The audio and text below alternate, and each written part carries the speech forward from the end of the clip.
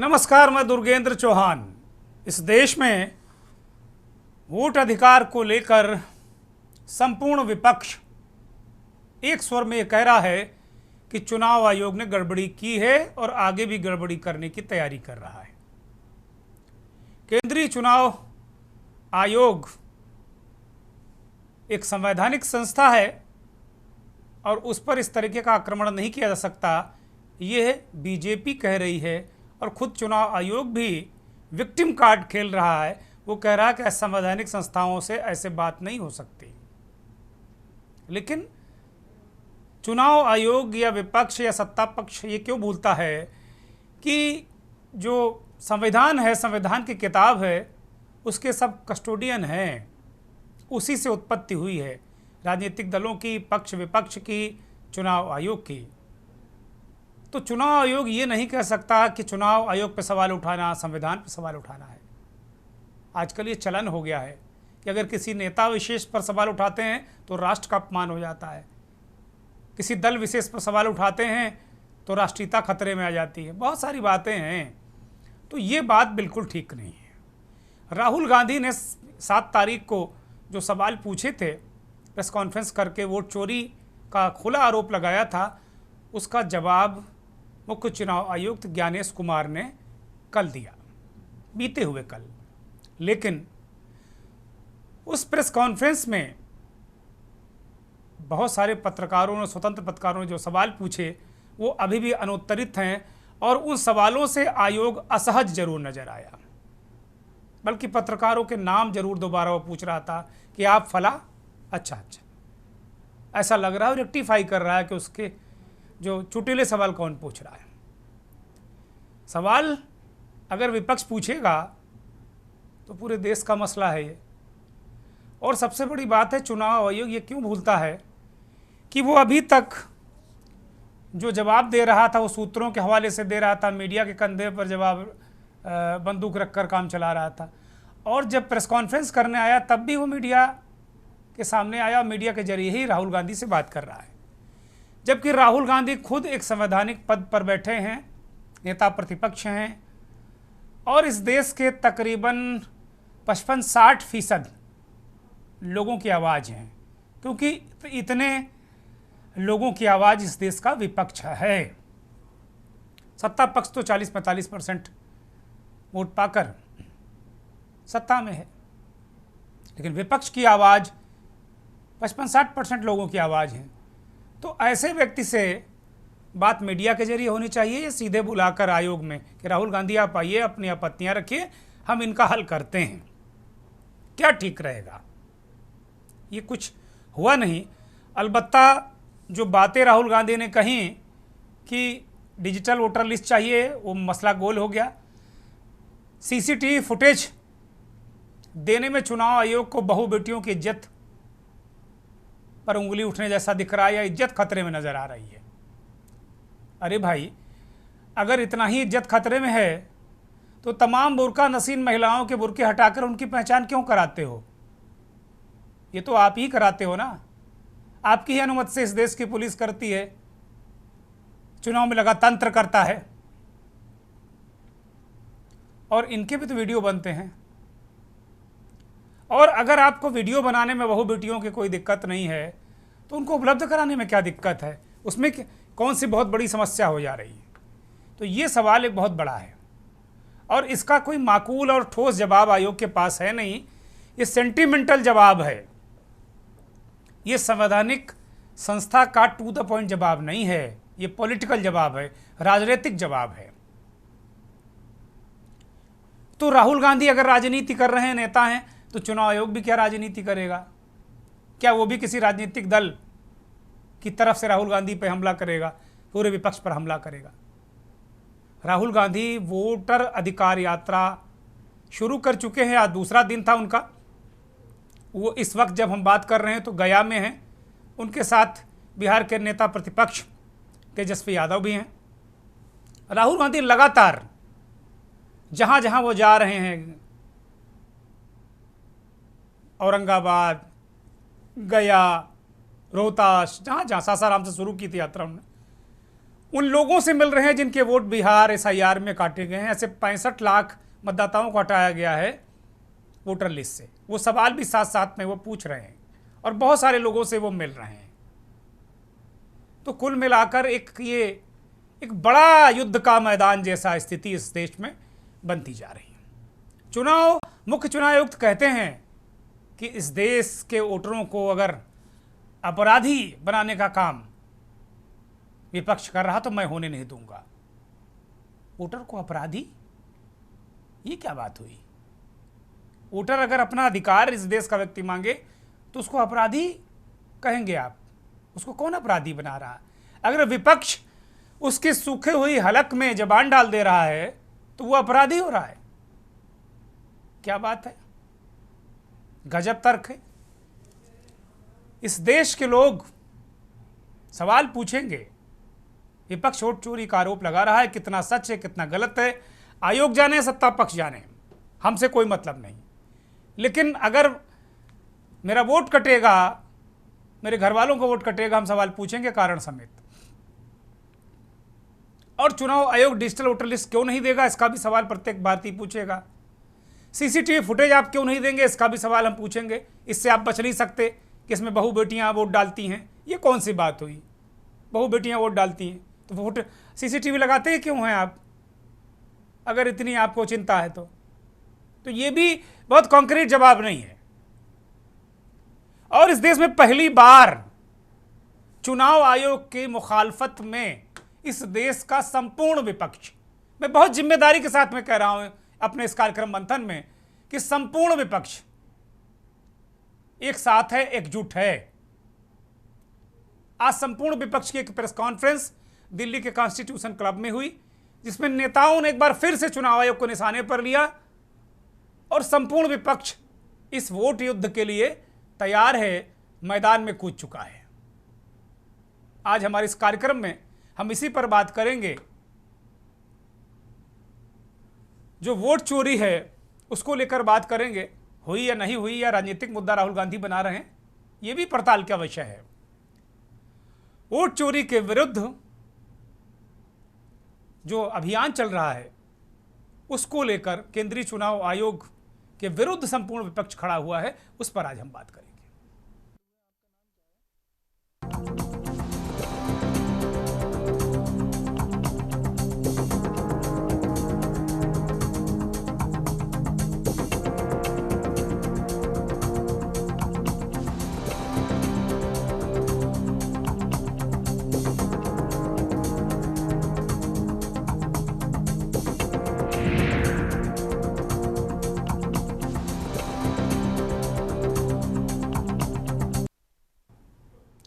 Vote चोरी का युद्ध केचुआ के विरुद्ध। केचुआ यानी केंद्रीय चुनाव आयोग, काफी ट्रेंड कर रहा है केचुआ, आज सोशल मीडिया में लगातार कई दिनों से ट्रेंड कर रहा है केंद्रीय चुनाव आयोग यानी केचुआ। अब इसको कैसे भी आप लेते हैं, केंद्रीय चुनाव आयोग के विरुद्ध ये सीधे सीधे विपक्ष खड़ा हुआ है। विपक्षी दलों ने प्रेस कॉन्फ्रेंस की और एक साथ इस देश में एक अलग तरीके का की एनर्जी, ऊर्जा विपक्ष में देखने को मिल रही है। बिहार में तेजस्वी और राहुल मोर्चा संभाले हैं, दिल्ली में संजय सिंह, मनोज झा, रामगोपाल यादव, तमाम लोग, नासिर हुसैन, वामपंथी दलों के नेता, तमिलनाडु, आंध्रा की पार्टियां, सब एक साथ एक स्वर में हमला बोल रही हैं सरकार पर, केंद्रीय आयोग पर, केंद्रीय चुनाव आयोग पर। और दूसरी तरफ लगातार भारतीय जनता पार्टी भी इसका जवाब दे रही है। राहुल गांधी को सवाल पूछ रही है कि वो कब गरीबों के नेता थे। सवाल गरीबों के नेता हैं या नहीं उसका नहीं है, सवाल वोट का है। इस देश के व्यक्ति का, अगर इस देश के एक आम नागरिक का वोट लूटेगा तो सवाल उठेगा, उठाना चाहिए। राहुल गांधी कोई गलती नहीं कर रहे हैं, इसका जवाब क्यों नहीं मिलना चाहिए? और उसके जवाब में अगर आयोग के लोग धमकी दें तो विपक्ष कह रहा है कि वो किसी भी हद तक जाएगा। खबर ये है कि वो महाभियोग भी ला सकता है विपक्ष चुनाव आयुक्त के खिलाफ मुखालफत में। राहुल गांधी और चुनाव आयोग, इनके बीच क्या वाक युद्ध है वो देखिए। लोकसभा चुनाव के बाद 4 महीने में इलेक्शन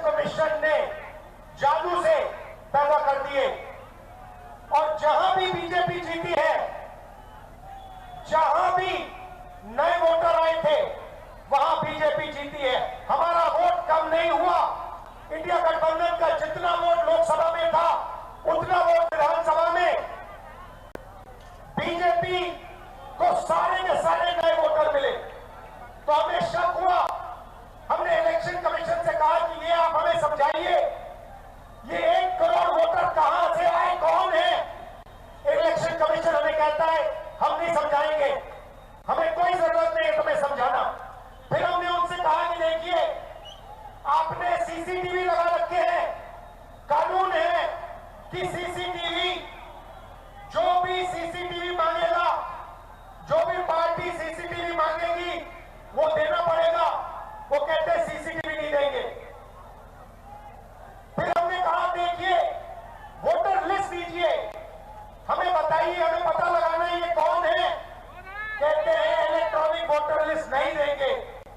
और इन क्लेम्स एंड ऑब्जेक्शंस के लिए, इन त्रुटियों को हटाने के लिए बिहार के एसआईआर में 1 अगस्त से 1 सितंबर का समय निर्धारित है। अभी भी 15 दिन का समय बाकी है। चुनाव आयोग सभी राजनीतिक दलों को उनके द्वारा नामित बूथ लेवल एजेंट्स को,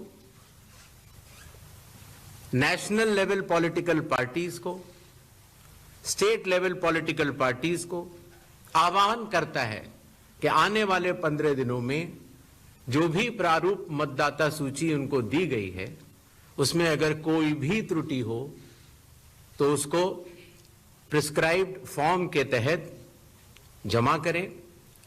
चुनाव आयोग के दरवाजे हमेशा सबके लिए समान रूप से खुले हुए हैं। अब आयुक्त ज्ञानेश कुमार तो कहते हैं कि चुनाव आयोग के दरवाजे सबके लिए 24 घंटे खुले हैं, और राहुल गांधी कहते हैं वो दरवाजे बंद करके रखे हैं, अंदर घुसने नहीं देते। अजब कसमकस इस देश में चल रही है।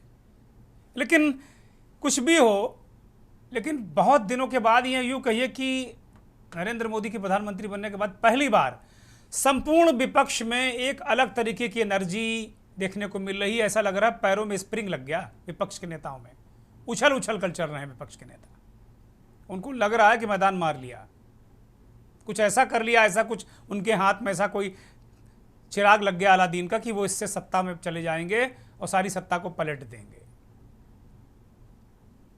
दिल्ली में जो प्रेस कॉन्फ्रेंस हुई उसमें विपक्षी नेताओं ने क्या कहा, और भारतीय जनता पार्टी ने इस प्रेस कॉन्फ्रेंस के बाद एक काउंटर प्रेस कॉन्फ्रेंस की, उनको भी सुनिए। जो कॉन्स्टिट्यूशनल बॉडीज हैं उसको जिस तरह से सरकार हथियाली है, जिस तरह से उसको गुमराह करके रखी है, जिस तरह से ये कॉन्स्टिट्यूशनल बॉडीज कॉम्प्रोमाइज किए गए हैं, उसी तरह से हम लोग इलेक्शन कमीशन का भी जो है एक तरह से कॉम्प्रोमाइजिंग होते हुए दिखाई देता है। कल की खासकर जो प्रेस कॉन्फ्रेंस थी उसको लेके अपोजिशन पार्टीज उसको पॉइंट बाय पॉइंट रिबटल करना चाहते हैं कि समाजवादी पार्टी के समर्थकों के बड़े पैमाने पर वोट काटे गए हैं, तो इलेक्शन कमीशन ने एक नोटिस दिया कि आप इसको बताइए। तो 18,000 मतदाताओं के एफिडेविट दिए गए इलेक्शन कमीशन को, जिसकी सारी रसीदें भी थी। और आपको आश्चर्य होगा कि एक भी उस एफिडेविट पर आज तक कोई कार्रवाई नहीं की। चुनाव आयुक्त ज्ञानेश कुमार जी की बात को सुन के लगा कि उनका नाम दरअसल अज्ञानेश कुमार होना चाहिए। अज्ञानता की बातें की उन्होंने। या तो वो मूर्ख हैं या जानबूझ के मूर्ख बन रहे हैं, या वो हम लोगों को मूर्ख समझते हैं। ऐसी ऐसी बातें, ऐसी ऐसी तर्कहीन तथ्यहीन बातें उन्होंने की, हम लोग सुन के हैरान हैं। उनसे जो सवाल पूछे गए उसका एक भी जवाब उन्होंने नहीं दिया। आपने 1 महीने के अंदर 25 जून से 25 जुलाई तक एसआईआर में 65 लाख वोट काट दिए बिहार के अंदर, एक भी वोट नहीं जोड़ा आपने। आपने 65 लाख वोट काट दिए। आप कह रहे हैं आप एसआईआर कर रहे हैं, स्पेशल इंटेंसिव रिवीजन, और उस रिवीजन में आपको एक भी आदमी पूरे बिहार में वोट जोड़ने लायक नहीं मिला। स्वाभाविक है, जिसके स्वभाव में जो होता है उन शब्दों का प्रयोग वो बार बार करता है। आप देखिए, 2 लड़के, उत्तर प्रदेश में भी 2 लड़के थे, यहां और 2 लड़के हैं बिहार में। 2 लड़के ये जेल यात्रा, बेल यात्रा सब कुछ करने के बाद अब कौन सी यात्रा कर रहे हैं पता नहीं, चोरी की यात्रा। कुछ नहीं होने वाला है, कुछ नहीं होने वाला है। जनता जनार्दन है, सब कुछ जानती है। एक चारा चोर और दूसरा पूरे भारत के सब पदार्थों की चोरी करने वाले परिवार, ये मिलकर के संवैधानिक संस्थाओं को जो चोर घोषित करने का काम कर रहे हैं, ये आपत्तिजनक है।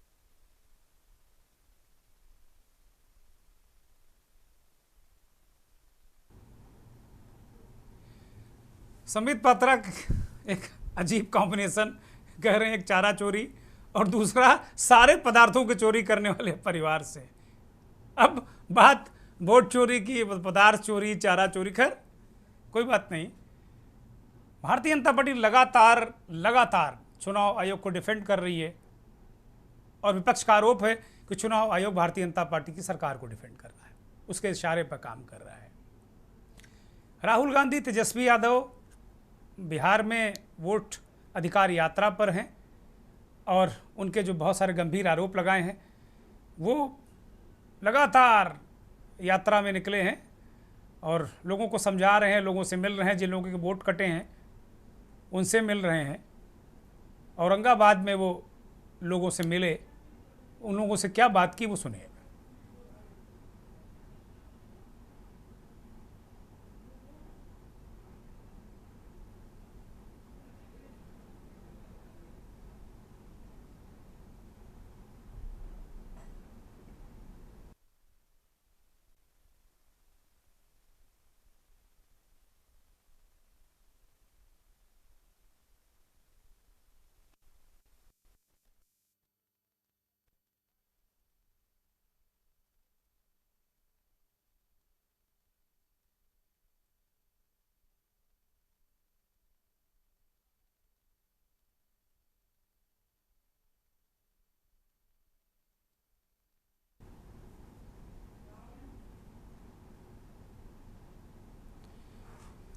वो जो तस्वीर है, जो लोगों से वो मिल रहे हैं, अभी आपको हम इस कार्यक्रम के दौरान दिखाएंगे कैसे कैसे क्या बात हो रही है, वो चीज़ें हम आपको अभी बताएंगे। इस वक्त हमारे साथ एक पैनल जुड़ा है। इस देश के जाने माने वरिष्ठ पत्रकार, विश्लेषक, संपादक अजय शुक्ल इस कार्यक्रम में आ चुके हैं। महेंद्र सिंह, देश के वरिष्ठ पत्रकार, विश्लेषक, वो भी इस कार्यक्रम का हिस्सा बन चुके हैं। शाहान परवेज, प्रवक्ता आरजेडी बिहार, वो भी आ चुके हैं। डॉक्टर स्नेहाशीष वर्धन पांडे, बिहार के कांग्रेस के प्रवक्ता हैं, वो भी अभी थोड़ी देर में ज्वाइन करेंगे। अजय शुक्ल से इस चर्चा की शुरुआत करते हैं। अजय जी, जिस तरीके से हम देख रहे हैं कि संपूर्ण विपक्ष में एक अद्भुत ऊर्जा का संचार हुआ है। 2014 में जब से प्रधानमंत्री नरेंद्र मोदी ने सत्ता संभाली थी, उसके बाद लगातार विपक्षी नेताओं का दल बदल, फिर ईडी, सीबीआई, इसके बाद ऐसा लग रहा है इस तमाम इतने दौर के बाद जो मौजूदा दौर है, इसमें राहुल गांधी डट कर खड़े हुए हैं, तेजस्वी यादव, अखिलेश यादव ने भी सीना तान दिया है, सारे विपक्षी दल एक साथ खड़े हैं और एक तरीके से विपक्ष में एक नई ऊर्जा का संचार हुआ है और एक देश का एक राजनीतिक माहौल बदलता नजर आ रहा है। वोट यात्रा को लेकर जो चुनाव आयोग का रुख है, वोटर अधिकार यात्रा को लेकर, राहुल गांधी के सवालों को लेकर, वो अभी भी अड़ियल है। इसके पीछे के क्या कारण हो सकते हैं और अगर इसी तरह चुनाव आयोग अड़ा रहा तो आगे क्या संभावनाएं, क्या आशंकाएं, देश का माहौल, चुनावी राजनीति कैसी होगी? दो चार मेरे महत्वपूर्ण प्रश्न हैं, आप मेरे दर्शकों को इनका जवाब दीजिए। देखिए, पहली तो बात यह है कि भारत के लिए बेहद दुर्भाग्यपूर्ण है कि आज हमारे देश का चुनाव आयोग भी कटघरे में है और कटघरे में जितना था उससे ज्यादा उसने खुद अपने आप को खड़ा कर लिया। उसने जिस तरीके से कल प्रेस कॉन्फ्रेंस की और उस प्रेस कॉन्फ्रेंस में उसने जो मूल सवाल थे उनके जवाब देने की बजाय इधर उधर भटकाया और फिर एक पार्टी के प्रवक्ता की तरह जब उसने बात करी तो निश्चित रूप से राहुल गांधी की उस बात को, उन आरोपों को बल मिल गया जो वो लगा रहे थे कि चुनाव आयोग बायस्ड है। और उससे यह भी साबित हुआ कि किस तरह से चुनाव आयोग एक पक्षी ढंग से वो काम कर रहा है। वो कहीं ना कहीं सत्तारूढ़ दल को, भाजपा को लाभ देने के लिए बात कर रहा है, लेकिन वो खुद अपने तथ्यों को नकारने की स्थिति में नहीं था। तो उसने क्या कहा कि राहुल गांधी ने जो दिखाया वोटर लिस्ट तो हमारी थी, लेकिन विश्लेषण वो, तो भाई विश्लेषण आप कर देते, आप उसका विश्लेषण बता देते कि असलियत में क्या है। आप उसका विश्लेषण करने की स्थिति में नहीं दिखे, अपने आप में प्रूव हो गया। उसके बाद में अखिलेश यादव ने 18,000 जो 2022 में एफिडेविट दिए थे, उनको भी सवाल को कह गए कि नहीं हमें नहीं मिला। अरे उसकी पावती है, जिसकी पावती खुद चुनाव आयोग ने दी है, उसके बारे में चुनाव का सबसे बड़ा यदि प्राधिकारी इस तरह की बात करता है तो निश्चित रूप से इस झूठ के लिए तो हमारा देश शर्मसार होता है। जी, आप कह देते कि हाँ उस पे जांच चल रही है या कुछ है या अभी और पेंडिंग है, कुछ कह सकते थे, लेकिन ये कहने का तो इन सब से लगता है कि इसके पीछे वास्तव में उन्हें दी गई स्क्रिप्ट कहीं से बन के आई थी और उन्होंने पढ़ दी, क्योंकि वो पढ़ के ही बोल रहे थे, एक एक शब्द पढ़ के बोल रहे थे। तो जिस तरह बोल रहे थे उससे यह बात साबित हो जाती है। और वो जिस तरह से बात की शुरुआत करते हैं कि ये कॉन्स्टिट्यूशन पर हमला है, ये इस पर है, और फिर वो एक पार्टी के कार्यकर्ता या पदाधिकारी की हैसियत से जैसे धमकाते हैं, उस स्टाइल में बात करते हैं। आप मालिक नहीं है, आप कस्टोडियन हैं, आप सुविधा देने के लिए बने कि इस देश के लोकतंत्र को सुचारू बनाया जाए, उसके आप फैसिलिटेटर, लेकिन आप मालिक बनने की कोशिश करते हैं। लास्ट बात ये, इसी का आज असर हुआ। राहुल गांधी ने कहा था एटम बम फोड़ेंगे, सचमुच एटम बम फूट गया, और एटम बम ऐसे फूट गया कि चुनाव आयोग को आना पड़ा कहने, जो आ नहीं रहा था 2.5 महीने से। इसके बाद में तमाम जगह पे भाजपा के लोगों को तमाम तरह से बोलना पड़ रहा है। इसके बाद तीसरी जो सबसे बड़ी चीज हुई वो ये कि वहां पर जब सभी विपक्षी दल के लोग इकट्ठे हुए तो जो वो वोट चोरी का आरोप लगा रहे थे, वही आरोप भारतीय जनता पार्टी के 2 नेताओं, आपके यहाँ कन्नौज से जो विधायक हैं और मंत्री हैं, आपके कानपुर के कमिश्नर भी रहे हैं, उन्होंने भी लगा दिया। यानी उन्होंने भी कह दिया चुनाव आयोग ने गड़बड़ी करी। और उसके अलावा भारत के पूर्व सूचना प्रसारण मंत्री और भाजपा के सांसद ठाकुर ने भी लगा दिया। तो अब आप इससे समझिए कि चुनाव आयोग तो अपने आप पक्ष और विपक्ष दोनों के आरोप सेम है, और जब सेम हो तो चुनाव आयोग ही कटघरे में।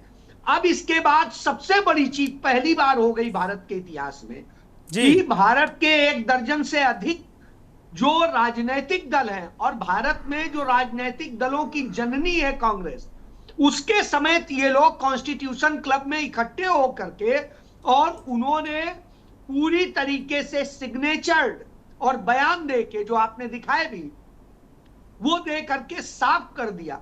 तो ये भारत में पहली बार हो रहा है कि चुनाव आयोग के खिलाफ पक्ष और विपक्ष दोनों के आरोप सेम है। तो अब ऐसी स्थिति में चुनाव आयोग पूरी तरह कटघरे में है, और यदि भारत को बचाना है, भारत के संविधान को बचाना है, उसकी अस्मिता को बचाना है, तो इन्हें अब इसमें पारदर्शी तरीका अपनाना चाहिए। लास्ट बात कह के खत्म करूंगा, जब ये कल कह रहे थे कि निजता का उल्लंघन हो जाएगा, डिजिटल जो हम मशीन रीडेबल डेटा देंगे, और उसी के 3 घंटे बाद उन्होंने बिहार में मशीन रीडेबल डेटा अपलोड कर दिया। तो साहब फिर आपका कौन सा बयान सही है, कौन सा गलत है और क्या है?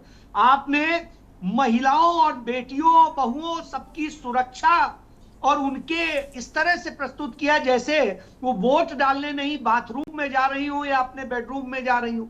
इस तरह से आपने प्रस्तुत करके बचाव किया। ये इतने आप में घिनौना हो गया कि हर कोई इसको लेके हंस रहा है कि क्या हमारी बहन बेटियां वहां अपनी इज्जत लुटाने जाती हैं, जो आप इस तरह की बात कर रहे हैं। ये बहुत बड़ा सवाल है चुनाव आयोग पे। जी, बहुत महत्वपूर्ण बात कही अजय जी ने, और मैंने इस कार्यक्रम के शुरुआत में भी ये कहा था कि भाई अगर चुनाव कर्मचारी या चुनाव कार्य में लगे लोग अगर पर्दा नशीन महिलाओं के पर्दे उठाकर बुर्के हटवा कर अगर चेक कर सकते हैं कि वोटर सही है गलत है, तो फिर जो वोट डालने महिला बूथ में गई है उसकी रिकॉर्डिंग देने में फिर कहाँ ये दिक्कत आ जा रही है?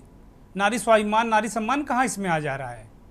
तो यही बात है कि अगर किसी मसले पर फंसो तो राष्ट्रवाद, महिला उत्पीड़न, महिला अपमान, ये 2-3-4 ढाले बना के रखी इस देश में कुछ लोगों ने और उन ढाल का इस्तेमाल करते हैं। लेकिन अब ऐसा माहौल इस देश में बनता जा रहा है कि ये ढाले, ये चालबाजियाँ अब चलने वाली नहीं है, ऐसा दिख रहा है। एक ब्रेक ले रहा हूँ, ब्रेक के बाद ये चर्चा जो हमारी बहुत महत्वपूर्ण है जारी रहेगी।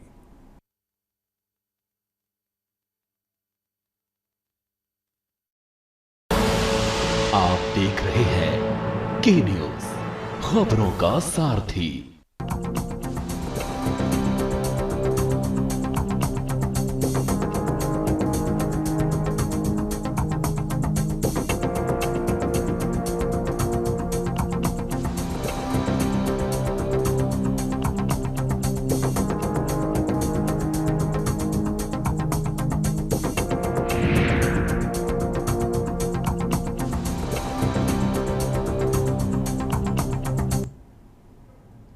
वोट चोरी का युद्ध, केचुआ के विरुद्ध, केंद्रीय चुनाव आयोग के विरुद्ध ये विपक्ष का ये अभियान है। पूरे देश में विपक्ष ने केंद्रीय चुनाव आयोग को कटघरे में खड़ा किया है।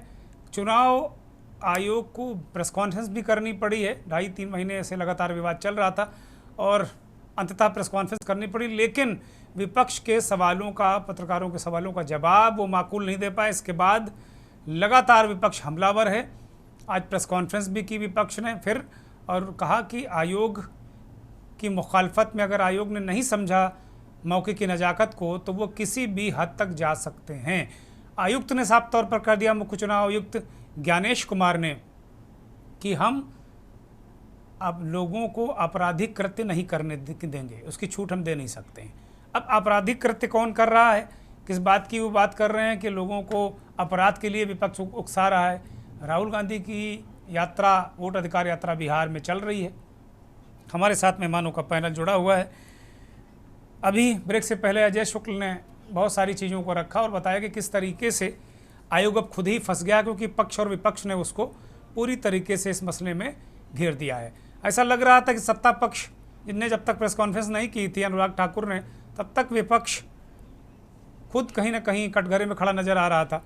लेकिन अनुराग ठाकुर की प्रेस कॉन्फ्रेंस और अखिलेश यादव ने एक वीडियो एक्सपोज पर पोस्ट किया, जो उत्तर प्रदेश के समाज कल्याण मंत्री हैं, उनका वीडियो जिसमें खुद वो चुनाव आयोग को कटघरे में खड़ा कर रहे हैं, असीम अरुण। तो अब एक अलग तरीके का माहौल बन गया है, अलग थलग टाइप का पड़ गया है।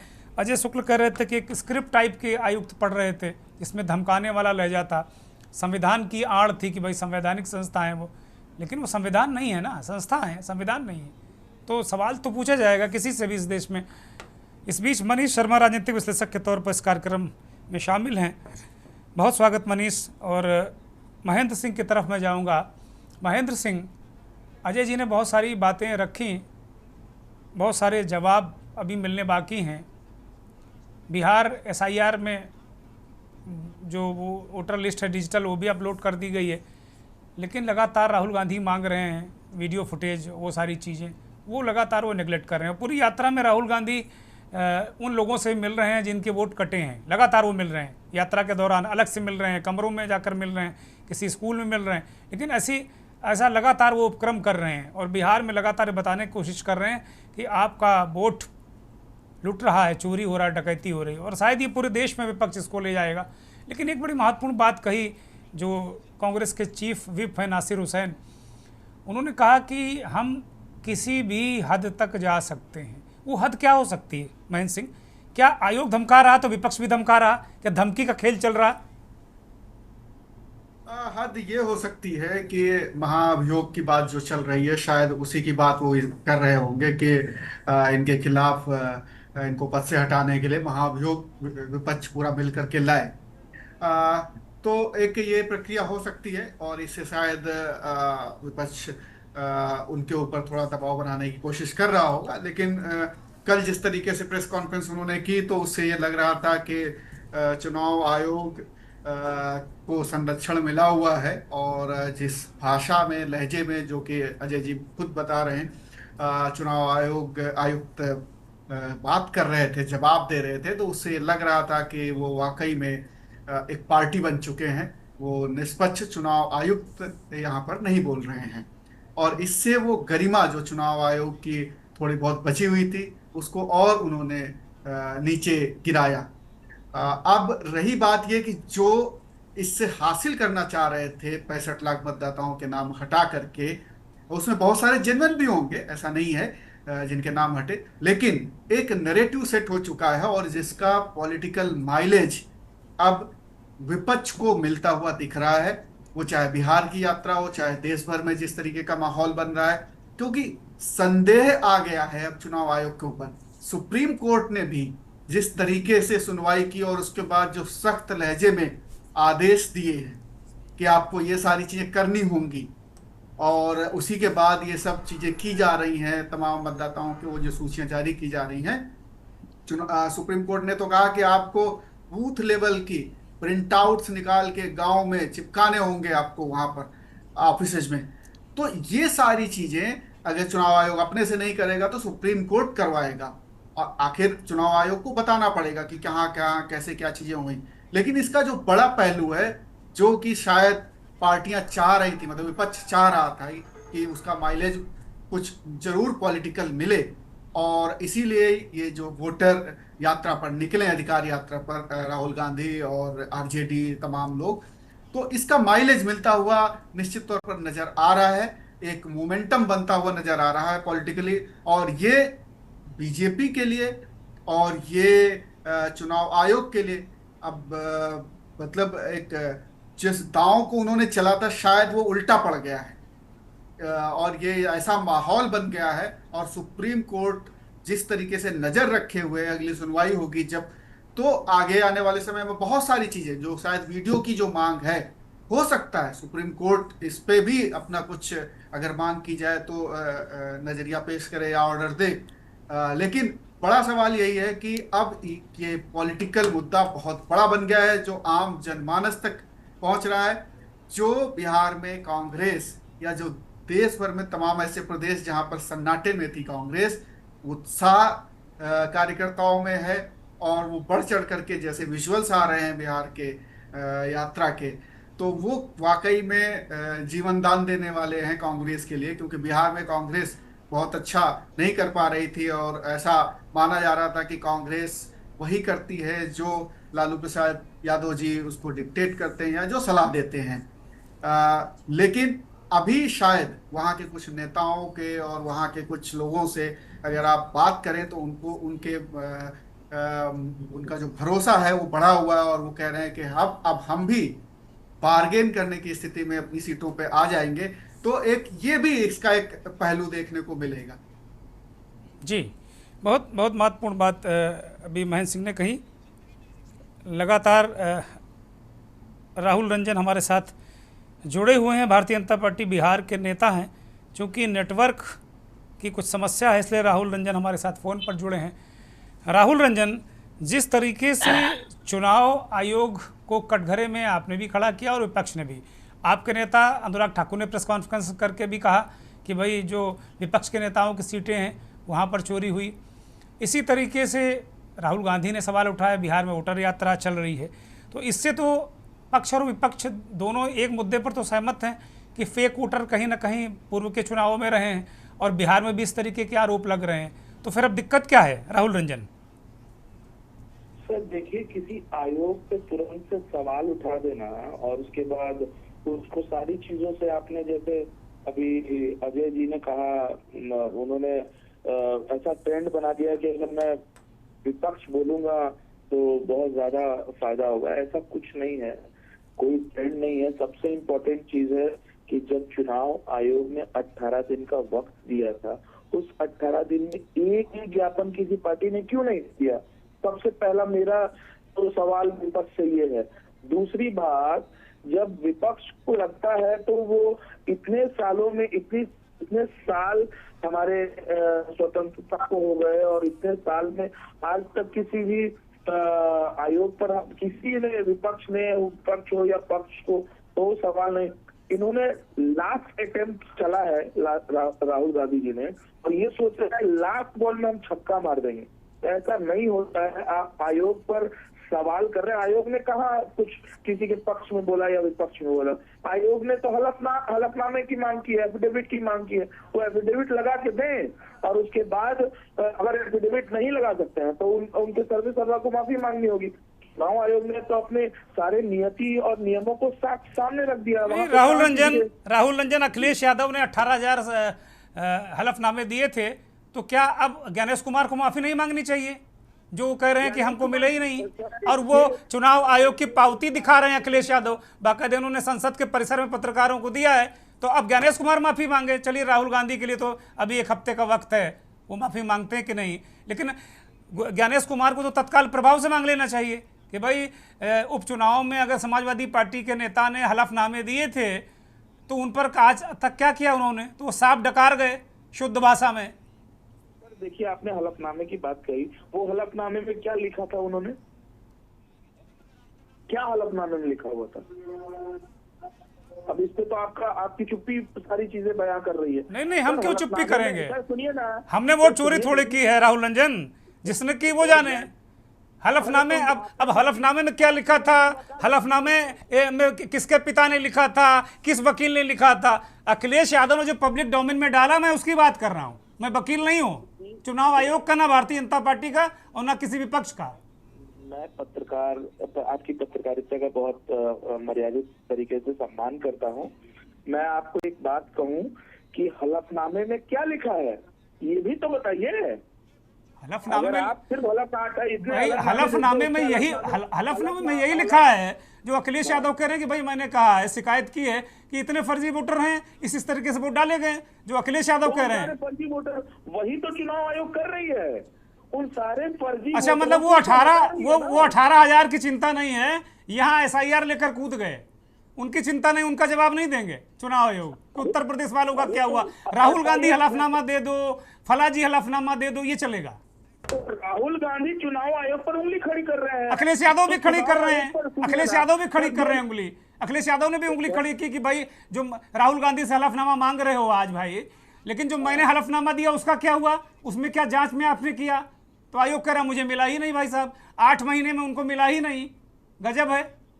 और वो रसीद, जो रसीद है, पावती, राहुल जी वो दिखा रहे हैं आयोग की, तो या तो रसीद फर्जी है, या आयोग फर्जी है, या अखिलेश यादव फर्जी है। 3 में 1 आदमी तो कोई फर्जी है, इसमें कहीं कोई संदेह नहीं। ठीक है, अभी आपकी बात जो है वो मुझे एक पत्रकारिता की तरफ से नहीं लग रही है। आप चाह रहे हैं कि मोल्ड करें, और मोल्ड करते हुए मैं एक बात कहूंगा सर, अगर हलफनामे को भी साइड कर दिया जाए, सारी चीजों को साइड कर दिया, सर गरिमा नाम की भी कोई चीज होती है। आप लोग तो चुनाव आयोग को कह रहे हो कि वो भारतीय जनता पार्टी के संरक्षण में। कौन सी गरिमा है भाई? अब कहाँ गरिमा बची? सब कुछ नंगा, सब नंगे हो गए, अब सारे दल नंगे हो गए। कोई भी पॉलिटिक्स, अब तो हमें चिंता है हमारे अपने वोट की। राहुल रंजन बीजेपी के नेता को छोड़ दीजिए, राहुल रंजन अपने वोट की चिंता करें, दुर्गेन्द्र चौहान अपने वोट की चिंता करें। अब ये संदेह होने लगा है, इन राजनीतिक दलों ने या तो ऐसा माहौल बना दिया है या ऐसा हुआ है, 2 चीजें हैं इसमें, कहीं कोई संदेह नहीं है। सर मेरी बात तो सुनिए, आप बोल देते हैं, उसके बाद सुनने का भी थोड़ा सा अगर आप सुन लेंगे तो। सर मुझे तो विडंबना इस बात की है, ताज्जुब ये हो रहा है कि आजकल आप लोग टेस्ट ड्राइव का भी सपोर्ट कर रहे हैं, ठीक है। और अगर मान लीजिए चुनाव आयोग पर किसी ने सवाल खड़े किए हैं, तो उस सवाल का जवाब एक बार अगर सामने कोई व्यक्ति आगे, उसका रिप्रेजेंटेटिव आके अगर कुछ कहा है, तो उसके 4 स्टेटमेंट पे आप सीधा उसको भारतीय जनता पार्टी के संरक्षण से जोड़ देते हैं।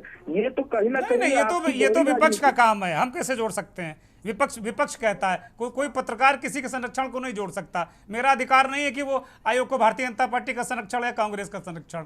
मैं तो विपक्ष का जो आरोप है उसकी बात कर रहा हूं, जो सत्ता पक्ष कहेगा उसकी बात कर रहा हूं। मैंने बराबर दिखाया, अभी सबके बयान दिखाए, बोलिए। ठीक है, आपने, मैं सुन रहा था, ऐसी बात नहीं कि मैं लाइन पर ही था।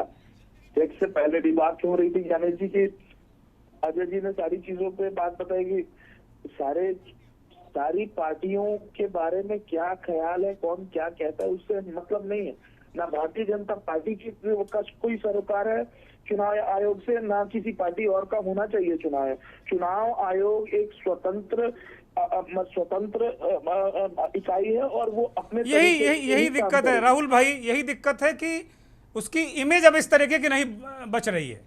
अब बीइंग ए जर्नलिस्ट इतना तो मुझे कहना ही पड़ेगा और कहने का अधिकार भी है कि बिल्कुल इमेज वो कौन खराब कर रहा है, विपक्ष खराब कर रहा है, कौन खराब कर रहा है मैं नहीं जानता, लेकिन उसकी इमेज पब्लिक में खराब हो रही, पब्लिक में खराब हो रही है उसकी इमेज। जवाब दे तो राहुल गांधी जी अभी चुप्पी लगाए हुए हैं क्योंकि चुनाव आयोग ने बोल दिया है या तो माफी मांगे नहीं तो एफिडेविट दें। अरे कोई चुनाव आयोग कोई वो है क्या, किसी नेता प्रतिपक्ष जो संवैधानिक संस्था है अपने आप में एक संवैधानिक पद पर बैठा है, 60% इस देश के 60% लोगों की आवाज है, आप कुछ भी कह दोगे माफी मांगे, क्या मतलब है भाई?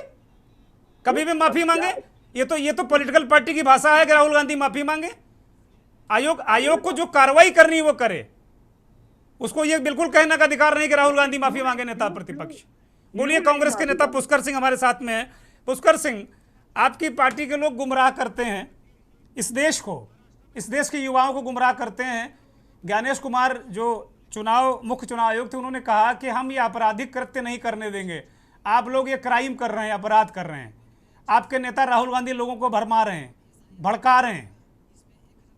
पुष्कर सिंह दुर्गेंद्र भाई जी, पहले तो आपके आज डिबेट को देख के और जो आपकी चिंता है भारत देश के नागरिकों के लिए, उसके लिए मैं तहे दिल से आपको धन्यवाद देता हूँ। एक पत्रकार के तौर पे नहीं, एक भाई के तौर पे और एक प्रवक्ता के तौर पे मैं आपको धन्यवाद नहीं दे रहा हूँ। मैं प्रवक्ता होने से पहले इस देश का नागरिक हूँ और इस देश की जनता के लिए, अपने भाइयों के लिए, अपने बहनों के लिए, अपनी माताओं के लिए पूर्णतः जिम्मेवार हूँ। अगर दुर्गेश भाई, अगर चुनाव आयोग इतना ही साफ सुथरी छवि लेके आया है, अगर उसने प्रेस कॉन्फ्रेंस किया तो अनिल मसीह कौन थे चंडीगढ़ चुनाव के, आपने सारी चीजें देखी थी और ये ऑन रिकॉर्ड है। सुप्रीम कोर्ट, माननीय सर्वोच्च न्यायालय ने यह आदेश दिया है। तो देखिए, चुनाव आयोग का अधिकार नहीं है हमारे नेता, कांग्रेस के नेता आदरणीय श्री राहुल गांधी जी से माफी मांगने का। अगर उनको लगता है कि राहुल गांधी ने कुछ गलत कहा है, कोई अनसंवैधानिक कार्य किया है, तो उन पे कार्रवाई करें, हम उसके लिए तैयार हैं। और दुर्गेंद्र भाई, आप पूरे बिहार में आम आवाम, मैं भी यात्रा में जुड़ा हूं, मेरे पास उसकी आईडी कार्ड है, और आम आवाम एक सब सड़कों पे उतर चुके हैं। हर कोई कह रहा है कि मेरे नाम में गलती है, मेरा नाम कट गया है, मैं जिंदा हूं लेकिन मेरे नाम कट गए हैं, मेरे पते का नाम कट गया है, मेरा किसी का पता संख्या 0 हो गया है, ऐसे और 65 लाख नाम। हमारा मांग क्या है? हमारा मांग कुछ नहीं है। हमारा मांग है कि आपने जो कार्य किया है उसको जनता के बीच में, कांग्रेस के पास नहीं रखे, भाजपा के पास नहीं रखे, जदयू के पास नहीं रखे, पक्ष विपक्ष के पास नहीं रखे, पूरी जनता के सामने स्पष्टता होनी चाहिए कि हमारा जो लोकतांत्रिक अधिकार है वो हमसे कोई नहीं छीन सकता। ये संवैधानिक ताकत हर एक भारतीय नागरिक को मिली हुई है। और मैं, जो अभी प्रवक्ता बीजेपी के बोल रहे थे कि राहुल गांधी पर माफी मांगे, ये उनके लिए शोभनीय है, लेकिन यही भाषा आज चुनाव आयोग भी कह रहा है, तो बड़ी शर्म की बात है चुनाव आयोग के लिए। मैं ज्ञानेश कुमार जी को कहूंगा कि वो भी थोड़ा सा अपनी मर्यादा को बरकरार रखे, संवैधानिक पद पे बैठे हैं। आज आप कस्टडियन हैं किसी संस्थान के, और आपकी छवि ऐसी ना हो जाए कि उस संस्थान से लोगों का विश्वास हट जाए। ठीक बात है, ठीक बात है। सहान परवेज आरजेडी के नेता हैं, हमारे साथ जुड़े हुए हैं, और इस बीच हमारे साथ मनोज दास मनु जेडीयू के नेता हमारे साथ जुड़ गए हैं। मनु जी, आपका भी बहुत स्वागत। सहान परवेज, आपकी पार्टी, आपके नेता वोटर अधिकार यात्रा का जो हल्ला मचाकर वो चाहते हैं कि जो कमजोरी है, बिहार चुनाव निकट भविष्य में आ रहा है जिसमें जो आपकी जो कमज़ोर नसें हैं उनको थोड़ा मजबूत ताकतवर बनाने के लिए आपको एक अच्छा बूस्टर डोज मिल गया। महेंद्र सिंह भी कह रहे थे कि इससे राजनीतिक परसेप्शन कहीं ना कहीं बदलेगा और आपको फ़ायदा मिलेगा, इसीलिए ज़्यादा हल्ला आप लोग मचा रहे हैं, समस्या कम है, ऐसा भारतीय जनता पार्टी के लोग कह रहे हैं। ये दुर्गेंद्र जी, आपका सवाल बहुत अच्छा है, क्योंकि मैं 40 मिनट से सुन रहा था, तो कई वक्ताओं की बात हमने सुनी, कई आपके वीडियो प्रमोशंस देखे। पहले मैं उस पे आता हूँ, उसके बाद मैं आपकी बात का जवाब दे दूंगा।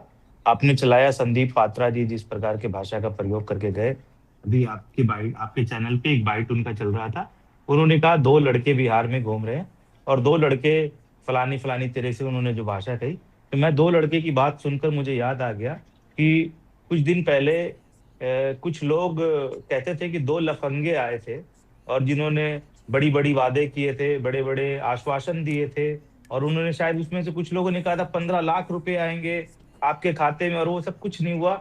और आज उन्हीं लोगों के द्वारा वोट की डकैती की जा रही है। और मैं आपके चैनल के माध्यम से और आपके माध्यम से दुर्गेंद्र भाई, मैं ज्ञानेश जी से कुछ कहना चाहता हूं, और वो ये कहना चाहता हूं कि अगर आपको महिलाओं की इतनी ही चिंता थी और उनकी निजता का आपको हनन लग रहा था, तो ये बड़ा आश्चर्य हुआ ये देखकर कि आज हमारे जो देश के माननीय प्रधानमंत्री जी हैं, ये जब प्रधानमंत्री नहीं थे तो ये तब किसी की बाथरूम में भी झांकते थे और इनको पता चलता था कि कौन क्या पहनकर नहा रहा है। तो अब उनकी सरकार और उनके सरकार में चुनाव आयोग के द्वारा अगर किसी की निजता पर सवाल किया जा रहा है तो ये बड़ा आश्चर्य हो रहा है। और आश्चर्य इस वजह से हो रहा है कि ये सारे कारनामे करके बैठे हैं और जब इनके गले में हड्डी फंस रही है तो ये बेचैन हो रहे हैं। और बेचैन हो रहे हैं इस वजह से कि आपने कहा, आपका बहुत वाजिब सवाल है कि लोकतंत्र की अस्मिता आज खतरे में है। चुनाव आयोग का किरदार है कि उस देश की लोकतंत्र की रीढ़ को बरकरार रखे, मजबूत बना कर रखे। इस देश का लोकतंत्र का सबसे बड़ा बुनियाद यह है कि इस देश के अंदर चुनाव होते हैं, पक्ष और विपक्ष चुनाव लड़ते हैं, जिसकी निष्पक्षता से चुनाव होती है और कभी भी जनता के अनुसार कोई हार सकता है, कोई जीत सकता है। ये लोकतंत्र का सबसे बड़ा आधार है। आज जब इसके ऊपर चोट किया जा रहा है और चुनाव आयोग की निष्पक्षता पर सवाल खड़ा हो रहा है, तो सवाल कई मायनों में खड़े हो रहे हैं। ये SIR के पहले भी हम लोग लगातार सवाल खड़ा कर रहे थे और वो सवाल आपने देखा होगा कि हमने कभी EVM पे सवाल खड़ा करा, हमने वोटिंग परसेंटेज अचानक से बढ़ जाने के ऊपर सवाल खड़ा करा, हमने फर्जी वोटर ऐड ऑन करने के ऊपर सवाल खड़ा करा।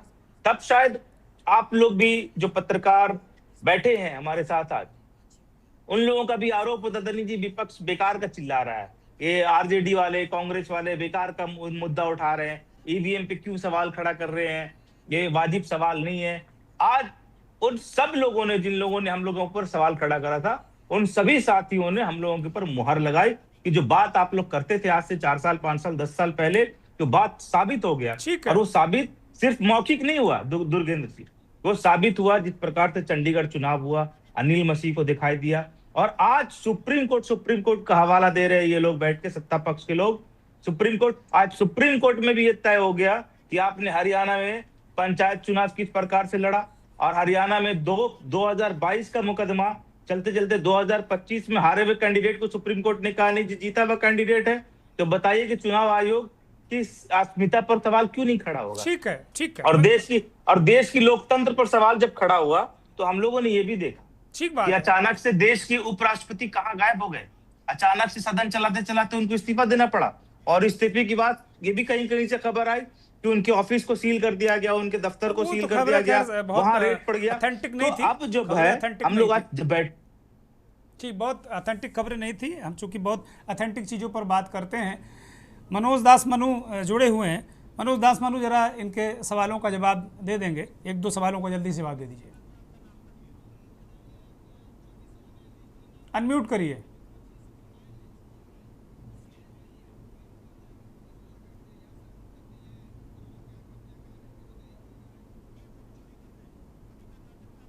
देखिए दुर्गेंद्र जी, इनका किसी सवाल का जवाब दिया ही नहीं जा सकता है, कोई सवाल ही नहीं है, ये तो खुद अपने आप में सवाल। चुनाव आयोग क्या कर रहा है बिहार के SIR पर, इसके लिए तो हम लोगों को सुप्रीम कोर्ट के ऊपर भरोसा है, उसके समक्ष मामला है। सुप्रीम कोर्ट में तो इनको जाने में 3 डिबिया तेल जल जाएगा, क्योंकि जो व्यक्ति एक एफिडेविट नहीं कर सकता है कि जो मैं कह रहा हूं, लिख रहा हूं, वह सत्य है, जिसको इतनी ताकत भी नहीं है आज के समय में, उस व्यक्ति को क्या कह सकते हैं? ये घूम रहे हैं बिहार, अपार बहुमत भीड़ इनकी जुट रही है, सारे लोगों का जो है सासाराम औरंगाबाद में एक आदमी भी घर में आपको नहीं मिलेगा, सब राहुल के पीछे पीछे दीवाना है, सबका नतीजा सब में आवेगा। आपने देखा कि कैसे ही अपने समर्थक एमपी के साथ जो व्यवहार हुआ, तो ये अपना चल रहे हैं, ये अपना राग अलापते रहे। हम लोगों को सुप्रीम कोर्ट के ऊपर भरोसा है, चुनाव आयोग गलत करेगा, सुप्रीम कोर्ट उसका जवाब देगी, उसके पूछेगी और उसके हर एक्शन पर अगर गलत होगा तो चुनाव आयोग को भी सजा मिलेगी। ठीक बात है। इन लोगों को जो अपना डपली डापना है, जापते रहे, इसका जवाब 2025 के चुनाव में मिल जाए। ठीक बात है। पुष्कर सिंह 5 सेकंड, फिर मैं मनीष शर्मा को लूंगा क्योंकि मेरे पास वक्त नहीं है। पुष्कर सिंह जल्दी से। मनोज चचा का अब चश्मा का पावर बढ़ाना होगा, सासाराम औरंगाबाद देखना होगा, जनता का हुजूम देखना होगा, जनता का जज्बा देखना होगा। वही तो मैं कह रहा हूँ, मैं कहाँ कह रहा हूँ? जनता के नहीं, एक मिनट चचा, मैंने आपके बीच में सवालों का नहीं, एक मिनट मनोज चचा, आप नहीं, ठीक है भाई, ठीक है, ठीक है, ठीक है, ठीक है, ओके, ठीक है। मनोज दास, मनु और पुष्कर दोनों लोग शांत हो जाइए प्लीज। मनीष शर्मा को चर्चा में शामिल करते हैं। मनीष शर्मा, अब चूंकि मेरे पास बहुत ही थोड़ा सा वक्त बचा है, अभी एक जो प्रायर सवाल ये है कि आयोग ने कहा कि भाई अगर हम वो फुटेज दे देंगे तो निजता का अधिकार का हनन हो जाएगा, बहु बेटियां वोट डालने जाती हैं, इसके क्या मायने हैं? क्या कहीं प्रोफेशनल संस्था में, किसी प्रोफेशनल संस्थान में इस तरह की बातों की कोई जगह हो सकती है क्या? मनीष शर्मा। ठीक है, ठीक है भाई, ठीक है, ठीक है। मनोज भाई और पुष्कर, ठीक है, शांत please. Manish Sharma carry on.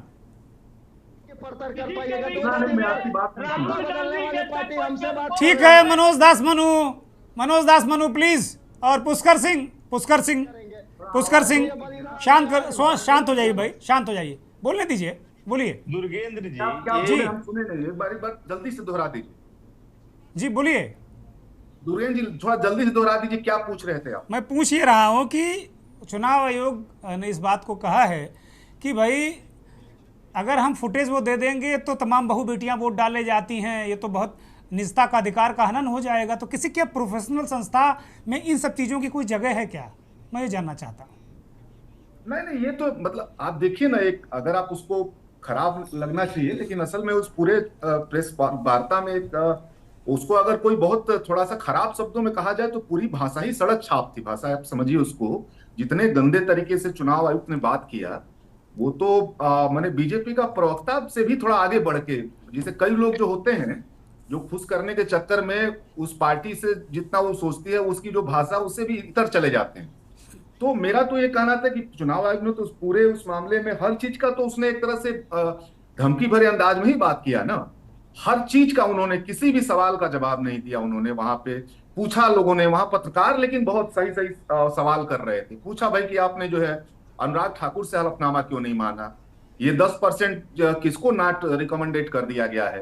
पूछा लोगों ने कि भाई ये कितने लोगों ने फॉर्म नहीं भरा है जो SIR में जमा हुआ है। लोगों ने पूछा कितने नए वोटर जुड़े हैं। लोगों ने ये भी पूछा कि बांग्लादेशी मिले कि नहीं मिले, तो SIR इसी समय क्यों कर रहे हैं। किसी सवाल का तो जवाब नहीं दिया।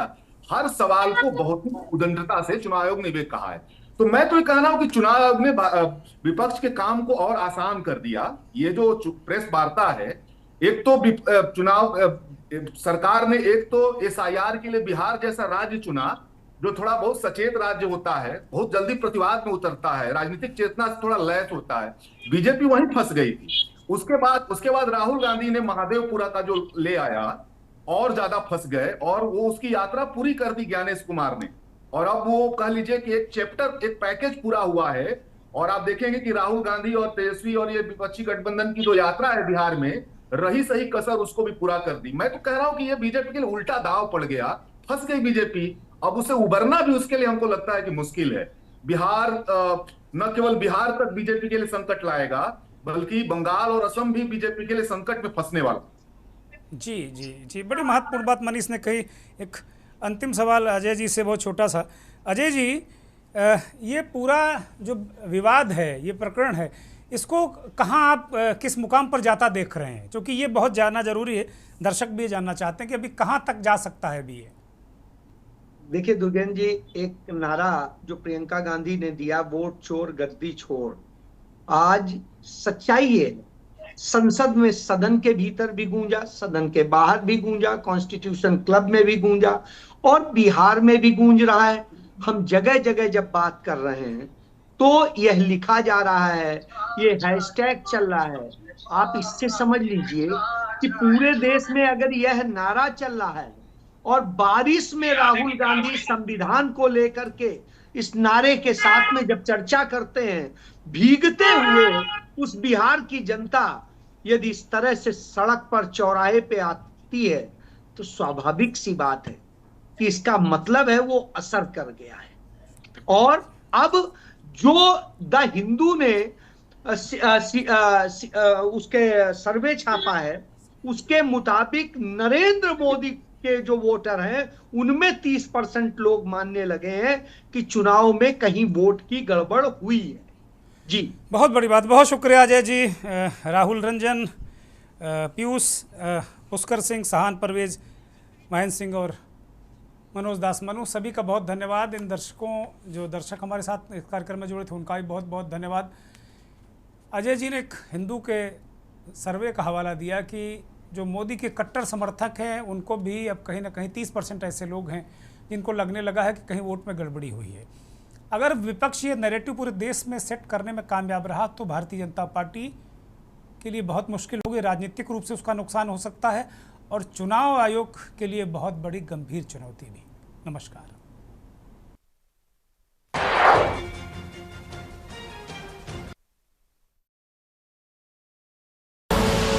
आप देख रहे हैं के न्यूज़, खबरों का सारथी।